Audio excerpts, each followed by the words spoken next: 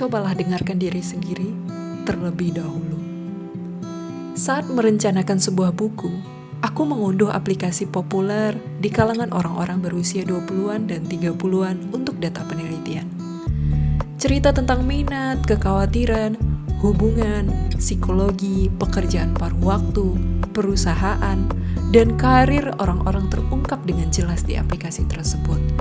Tetapi karena anonimitasnya terjamin, aku jadi tertarik untuk membaca pikiran dan perasaan mereka yang ditulis dengan jujur. Kemudian, sebuah kata yang mengesankan menarik perhatianku. Kata-kata indah? Aku ingin mendengar kata-kata indah. Aku ingin memberikan kata-kata yang indah. Aku ingin mengucapkan kata-kata yang indah. Aku menyukai orang yang berkata dengan kata-kata yang indah. Aku ingin mendengar kata-kata yang indah. Aku bosan berhubungan lewat pesan terus.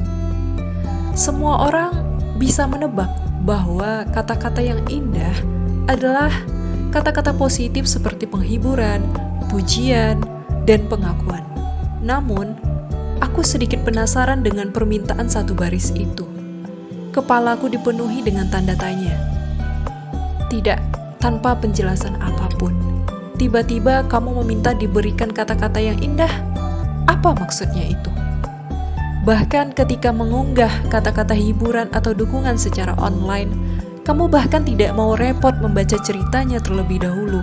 Dengan kalimat satu baris itu bagaimana aku bisa tahu sebenarnya apa yang kamu inginkan?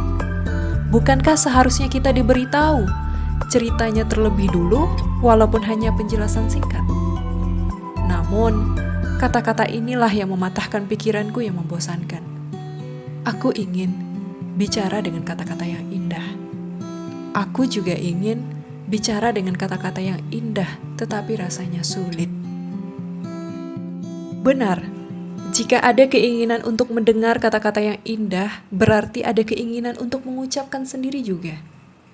Apakah terlalu berlebihan untuk mengatakan bahwa keinginan untuk mendengar kata-kata yang indah dikarenakan keinginan memiliki hidup yang indah? Tidak. Tidak ada yang mau hidup dalam bahasa yang kejam, menuduh, dan kasar. Tidak ada yang memimpikan kehidupan seperti itu.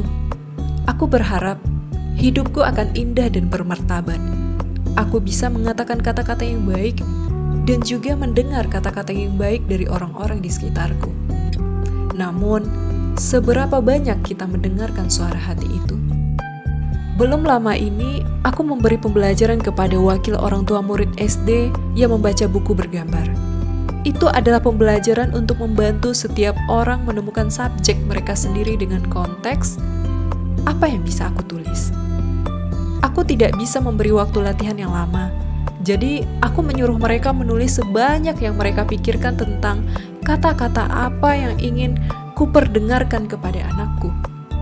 Selama sekitar 20 menit, aku berpikir akan menggunakan kalimat tersebut sebagai kalimat pertama dari masing-masing karangan mereka. Segera, mereka akan melakukan presentasi satu persatu.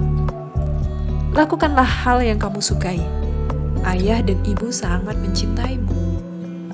Bertemanlah dengan banyak teman baik. Kuharap kamu lebih rajin membaca buku. Pasti akan ada saat yang melelahkan. Oleh karena itu, kata-kata dari orang tua untuk anaknya tersayang, jadi sudah pasti kata-katanya sangat bagus. Mendengarnya saja sudah membuat hati terasa hangat. Seorang ibu yang berusia di pertengahan 30-an tahun sampai menitikkan air matanya saat membuat presentasi. Namun, semakin aku mendengarkan perkataan mereka satu persatu, semakin aku sadar, dibanding perkataan yang ingin mereka perdengarkan kepada anak-anak mereka, itu lebih mirip kata-kata untuk diri mereka sendiri. Harapan di hati dan penyesalan karena tidak bisa hidup sesuai keinginannya. Dalam presentasi tersebut, terselip kehidupan yang mereka impikan. Seperti hal tersebut, apa yang ingin kita dengar, apa yang ingin kita katakan, dan apa yang kita katakan kepada orang terdekat, sebenarnya adalah suara hati kita sendiri. Itu adalah cara kita mengungkapkan gambaran kehidupan yang kita inginkan melalui kata-kata.